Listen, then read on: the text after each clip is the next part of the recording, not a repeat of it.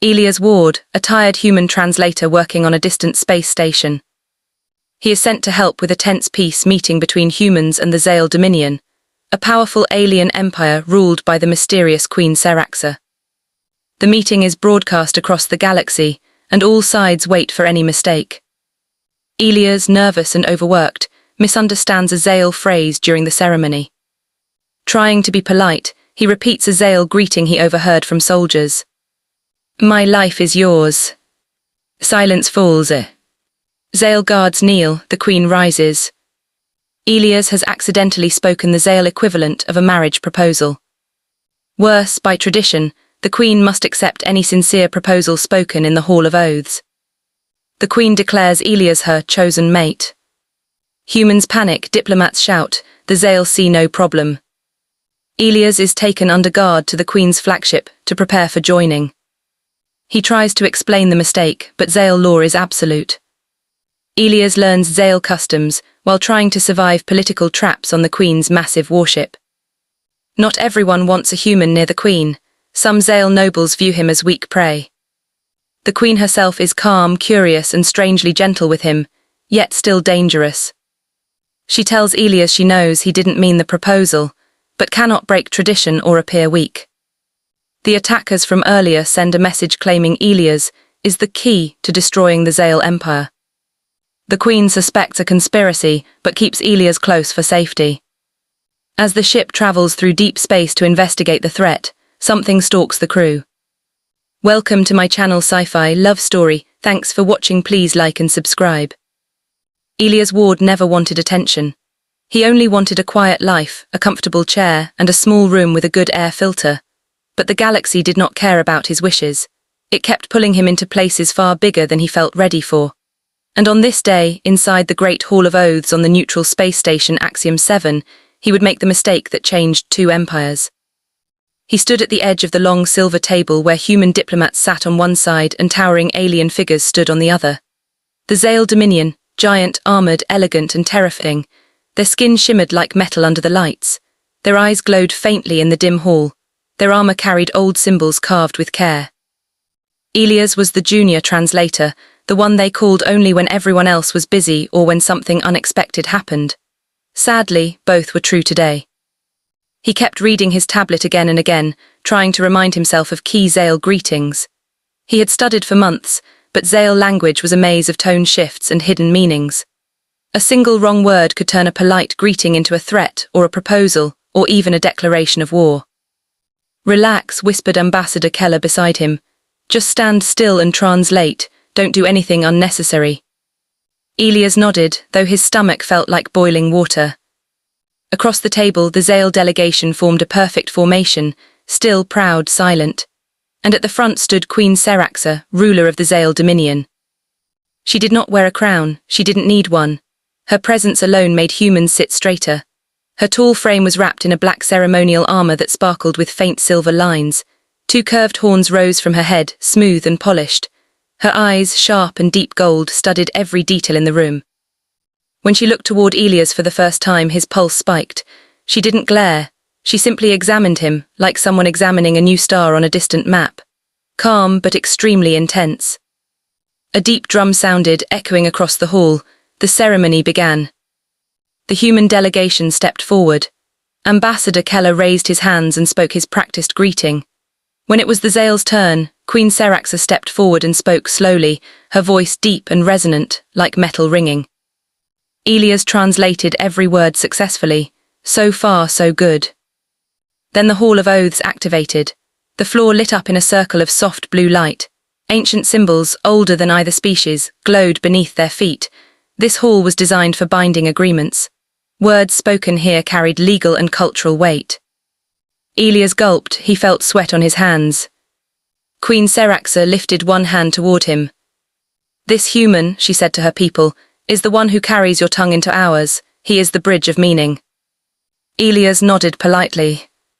She spoke again, and the tones were complicated. She used a phrase he had studied only briefly, something used in special formal greetings. He searched his memory desperately.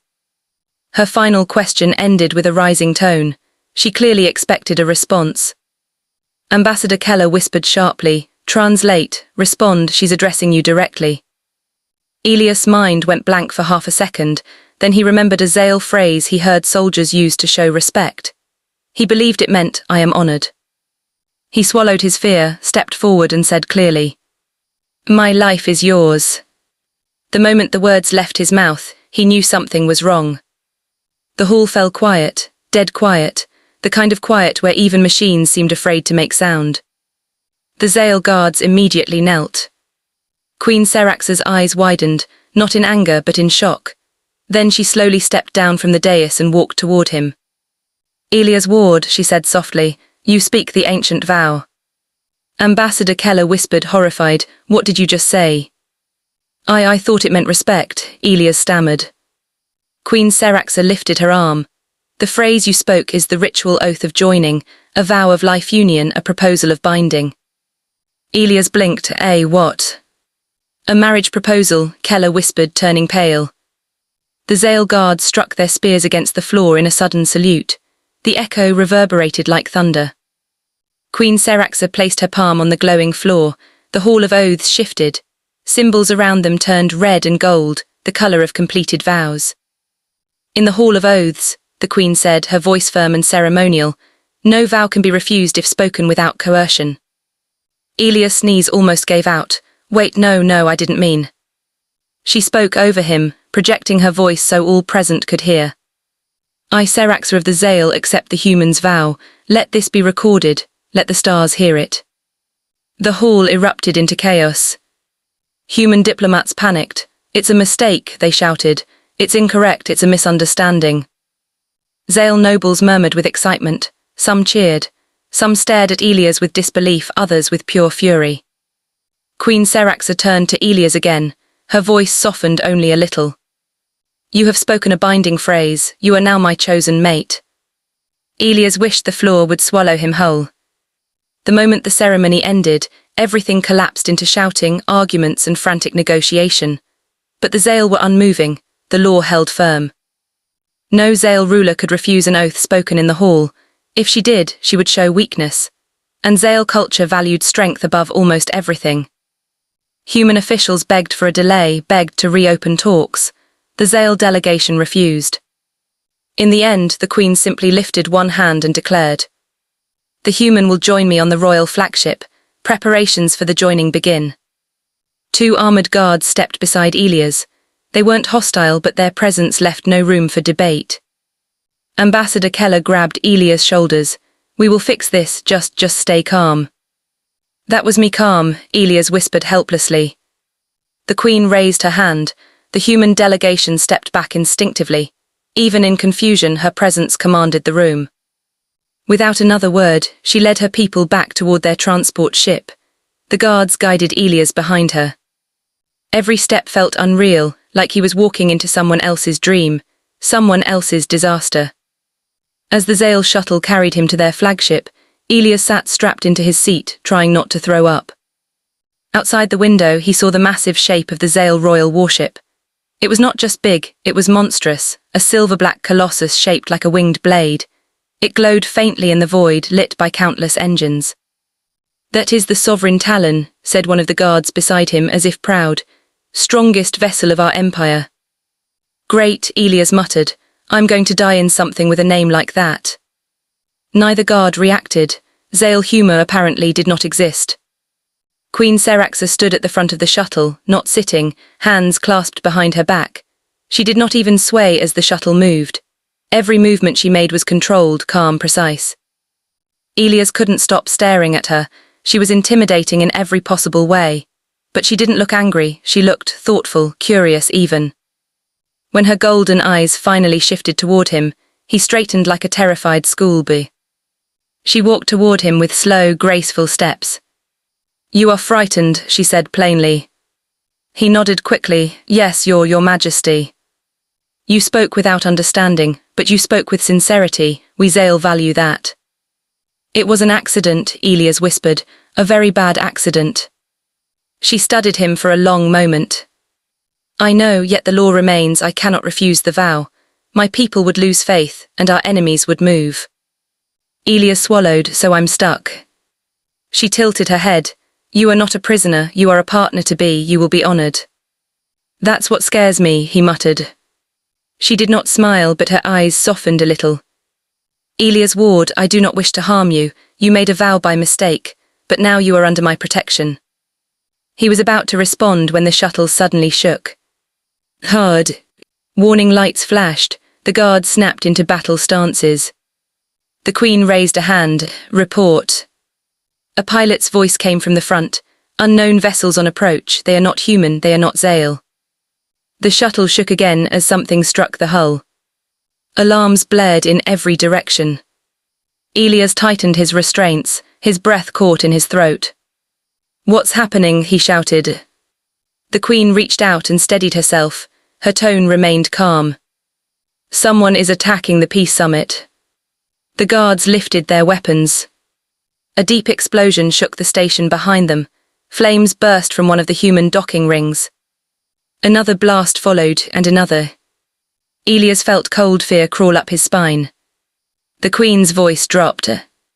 We are under hostile assault. Shields up, take us to the flagship at once. The shuttle lurched forward, engines roaring. Elias looked through the window in shock. Dark, insect-like ships swarmed toward the station and the surrounding fleets. No known species used ships like that. It was chaos. Why would anyone attack during peace talks? Elias asked. The Queen did not answer at first. Her eyes narrowed as she stared at the unknown enemy ships. When she finally spoke, her voice was low and troubled. Because someone wanted this joining to happen, and someone else wants me dead before it can. Elias felt his heart stop for a second. What does that mean? Why me? Why would anyone care about? A sudden blast hit the shuttle. Elias screamed as the cabin lights flickered. The Queen moved instantly, bracing him with one hand so he wouldn't be thrown from his seat. Stay calm, Elias Ward, she said firmly. You are under my protection now. He didn't feel calm, he felt like fainting. Another explosion rocked the shuttle, but it finally broke free of the attackers and shot toward the huge flagship. Only when the warship's shields surrounded them did the attacks lessen. Inside the safety of the hangar, the shuttle landed with a hard thud. As soon as the doors opened, Zale soldiers rushed inside. Your Majesty, are you harmed? I am unharmed, she said. Get the human checked, he is the target. Elias froze. The target, me, why me? A Zale officer spoke. The attackers sent a message.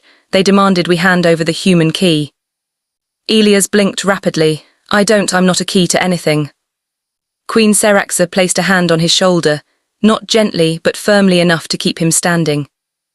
Elias Ward, she said, you are now tied to me by ancient vow. Whoever attacked us wanted chaos, and whoever sent that message believes you matter. Matter how? We will find out. He wished she had said something comforting, anything comforting, but Zale rulers did not believe in soft words. They believed in truth, and the truth right now was terrifying. 2 soldiers guided him through the grand metal halls of the flagship. Everything was huge, sharp, and intimidating. He felt like a tiny mouse wandering inside a giant predator's home. At last they reached a private chamber. The doors slid open silently, revealing a dim room lit with soft purple lights and strange symbols. It looked like a high-ranking command room mixed with a meditation space. Queen Seraxa entered behind him. The soldiers remained outside. Finally alone, she turned to him. You must understand something, she said. I cannot break the vow, I cannot weaken before my people, but I also do not wish to force you into anything without time. Elias swallowed. So what happens next? For now you remain close to me, for safety, for politics, and because you may hold the answer to this attack. I don't even know Zale grammar, he shouted, panic rising again. I don't know anything about you or your empire. The Queen stepped closer, lowering her voice. Then learn quickly. He stared up at her. She was taller by almost 2 heads, stronger by a terrifying margin, and smarter than him in every way that mattered. But her eyes, golden and glowing faintly in the dim room, did not look cruel. They looked determined, focused, and almost patient. A soft rumble echoed through the ship as the engines activated. The flagship was moving again. Where are we going? Elias asked. To hunt the ones who dared attack the Peace Summit, she said, and to uncover why they want my She paused. My chosen mate. Elias pressed a hand to his forehead. This can't be real. It is very real, she said. The lights in the room flickered as the ship jumped to high-speed travel. Elias sat on the nearest seat, head in his hands. What have I done? He whispered. Queen Seraxa stood silently for a moment watching him, then she spoke quietly. You spoke carelessly, but now you walk a path you cannot leave, our fates are tied.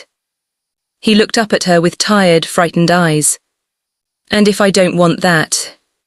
She didn't respond with anger, only certainty. You already chose, she said. The Hall of Oaths heard you, and the stars do not forget. Outside, alarms sounded again. The ship was entering unknown space. Elias felt the floor hum beneath him, and a cold truth settled in his chest. The mistake he made was no longer just a personal disaster. It was the beginning of something much bigger, maybe a war, maybe an alliance, maybe something stranger than both. Elias Ward barely slept during the first jump through Zale space. The humming of the giant engines vibrated through every wall of the royal flagship. The lights dimmed to a calm blue tone as the ship travelled, but it did nothing to ease the tight knot of anxiety in his stomach. He sat alone in the small chamber assigned to him, technically a guest suite, though it felt more like a guarded observation room. The furniture was large, designed for tall Zale bodies. He felt like a child sitting in chairs too big for him. But worst of all was the feeling that someone, or something, was always watching. Elias rubbed his face. Great, first I accidentally propose, then unknown aliens try to murder me, and now I'm stuck on a warship heading straight into danger. A soft knock echoed from the door. Elias flinched, then cleared his throat. Why, yes. The door slid open. Queen Seraxa stepped inside, her tall frame filling most of the entrance. She had changed out of ceremonial armor and now wore a simpler battlesuit, sleek, dark, and lined with faint blue lights. Even without armor, she looked powerful. I have news, she said. Elias tried to sit straighter. Is it good news? Uncertain, she replied. Which he realized was Zale for bad. She crossed the room with long, graceful steps and activated a hollow display. Blue light formed into shapes, symbols, ship outlines, rough star maps. We have found fragments of the attacker's signal, she said. My officers believe the enemy ships came from a hidden region beyond Zale territory. That's not possible, Elias said. You Zale map everything. Almost everything, she corrected. There are old scars in space, abandoned sectors, lost colonies. The universe holds shadows even we cannot see. A chill moved through Elias, and they want me. Yes. Why? We will soon know. She looked down at him with calm intensity. I have asked my science chief to join us, he will explain. The door opened again. A slender Zale with silver skin and bright green eyes entered. His armor was not heavy like the others but layered with small devices and glowing tools. He bowed to the Queen. Your Majesty, human. Elias managed a small wave. Hi. The scientist tilted his head. Hello. He activated his own device.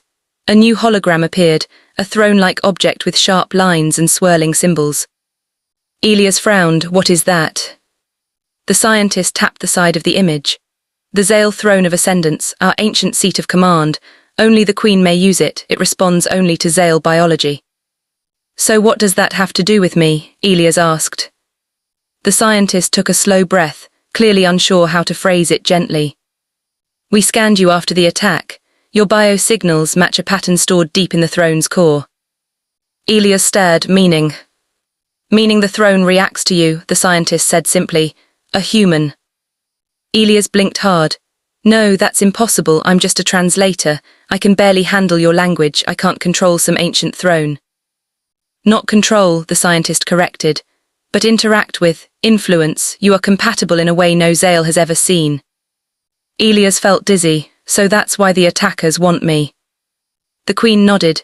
If someone can force you to activate the throne, they can overthrow me, or worse, control Zale fleets. Elias grabbed the edge of the hologram table. So my stupid mistake didn't just embarrass me, it put me in the middle of a power struggle. It was not stupidity, the Queen said. It was ignorance, and ignorance can be corrected. He let out a shaky breath. The Queen stepped closer. Elias Ward, you are no longer just a translator, you are a threat to my enemies and therefore important to me. He swallowed. I never wanted to be important. And I never asked for a human mate, she replied, yet here we are. He looked up. She wasn't mocking him, she was simply stating the truth. A loud alarm echoed through the ship before he could speak. WRRNNN, WRRNNN, WRRNNN. The scientist's eyes widened. Intrusion detected on lower decks, unknown drones aboard. The Queen moved instantly. Elias, stay behind me. She led him into the hall as guards sprinted past. The floor shook faintly under their armored feet. Drones, Elias asked as he hurried to keep up. Insect-like machines, the Queen replied. Fast, silent, deadly. Elias didn't like any of those words. The halls darkened, emergency lights flickered on, shadows danced along the walls. A scream echoed from somewhere below. Elias stumbled. They're inside the ship, how did they breach your shields? They used a cloak, the Queen said. Technology similar to our own, someone prepared well. They turned a corner just as a Zale officer slid across the floor, thrown by something unseen. Then Elias saw them. 3 small drones, a spider-like design with sharp metallic legs and glowing red eyes, climbed across the walls. They moved unnaturally fast, like insects that learn to hate. One spotted Elias. Its eyes flashed. The Queen lunged forward, pulling him back and slashing with a blade that extended from her gauntlet. The drone split cleanly in half. The other 2 jumped. Move, the Queen ordered. Elias scrambled backward as guards fired plasma bolts down the hall. The drones hissed and dodged, skittering across the ceiling. One dropped behind Elias. He froze. The drone's legs clicked as it prepared to strike. Bang! A shield slammed into it midair. A guard shouted, clear. The Queen pulled Elias upright. Stay focused. I'm trying not to die, he snapped back. You are doing well. He wasn't sure that was true. The next hour was chaos. The flagship fell under full lockdown, doors sealed. Guards formed battle lines. Drones kept breaching walls with strange cutting lasers. Elias stayed behind a squad of soldiers while the Queen led aggressive counterattacks. He expected to break down, cry or hide. But fear turned into something else, determination. He wasn't strong, he wasn't a fighter, but he could think, and Zale soldiers weren't used to human-style trickery. Your Majesty, a guard called as drones cut through a side door. We need a strategy. We strike at the nest, she responded. They are coordinating through a signal hub. Elias' brain clicked. A signal hub. A network. A pattern. Wait, he said, stepping forward. These drones, they're searching for me, right? Correct, the Queen said. Then they must be tracking something. A signal, a tag, something I'm giving off. The scientist who had joined them again nodded quickly. Your unique biopattern, they are following it. Then block it, Elias said. Jam it, change it, scramble it. The scientist blinked. We did not consider that. You didn't consider blocking the one thing they're tracking, Elias shouted. Zale soldiers exchanged embarrassed looks. The Queen's eyes sparked with approval. Human simplicity, clever, do it. Within minutes, the scientist activated a field that masked Elias' biosignal. The drones reacted instantly. They froze. Confused. Then they turned and started retreating deeper into the ship. They are returning to the hub, the Queen realized. Now we strike. Are we seriously following the murder spiders? Elias asked. Yes, she said, already moving. Stay close. I was afraid you'd say that. The deeper decks were darker, filled with smoke and sparks. Elias smelled burning metal. The air felt thick. The Queen moved first, silent and focused. Guards followed with weapons ready. Then they found it. A large room once part of engineering, now covered in black web-like cables. At the center stood a tall Zale noble wearing ornate armor, silver with red lines, eyes burning with anger. Elias recognized him from the peace summit. Lord Varux, the Queen said calmly. The noble looked at Elias with hatred. Human, you do not deserve to stand beside our Queen. Elias stepped back behind the Queen. Varux, she said, you shame the Empire. I shame nothing, he growled. I save it you accept a human, a weak creature, unworthy. He spoke a vow, she said. He spoke a mistake. He spoke sincerity, she corrected sharply, and he saved lives today with his idea. Varux snarled. He saved nothing, he is a tool, a key, and I will use him to break you.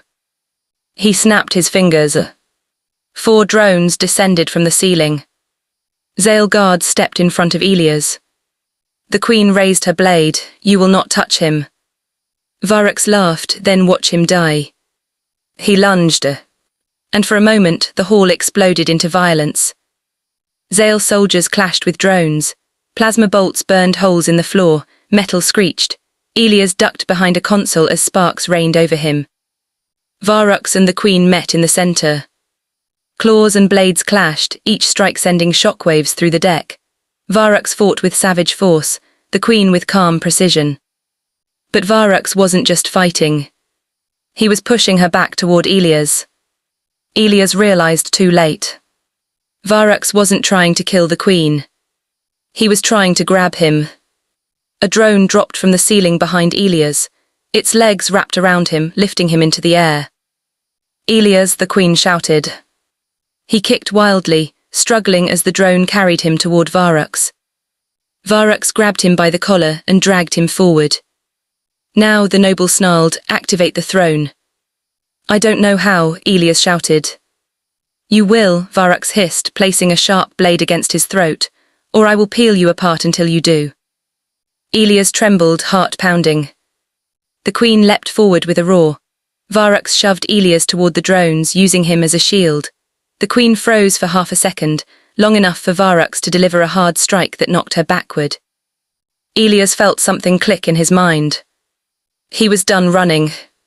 Done panicking. Done being a pawn. He looked at the drone holding him, and remembered what confused them earlier. They followed signals. So he could give them one. He took a deep breath. Then he screamed, not in fear but purposefully, forcing his voice to spike into a frequency he had heard during the earlier scans of his biopattern. A strange pulse erupted from his throat, a vibration he didn't understand, but the drones did. They turned. Not toward him. Toward Varux. What no, the noble shouted. The drones swarmed him in confusion, treating him as a new target. Varux swung wildly, cutting one apart, but the distraction was enough. The Queen surged forward, grabbed Elias and pulled him behind her. Her blade flashed. Varux fell to the ground, defeated. Silence filled the room, except for the crackle of damaged circuits. Elias sank to the floor, shaking. I didn't die. The Queen knelt beside him. You acted with bravery and intelligence. It was a guess, he whispered. Many victories begin with guesses, she said softly. For the first time she touched his cheek, not as a formality but with gentle respect. You saved me, Elias Ward, and you saved my empire. Embarrassed and exhausted, he looked away. So, what happens now? She stood and extended her hand. You remain by my side, not because of a vow forced by tradition, but because you have earned your place. He hesitated, then took her hand. Later, once the ship was secured and Varux taken away, the Queen made a public announcement broadcast to both Zale and human networks. She declared that Elias Ward, human translator, had saved the Zale Empire from a hidden traitor. She praised his courage, mind and heart. Elias stood beside her, nervous but steady. And then, after all the formal words, she turned to him. You may end the engagement with honor, she said quietly. You are free. Elias swallowed, thinking of everything, the chaos, the fear, the strange connection they shared. I think, he said slowly, we should take things slow. She nodded. But yes, he continued, let's try. A faint smile touched her usually stern face. The Zale soldiers cheered. And somewhere across the stars, humans watching the broadcast cheered too. Elias Ward had spoken carelessly. But now he walked forward by choice, into a future stranger, larger and brighter than anything he had ever imagined.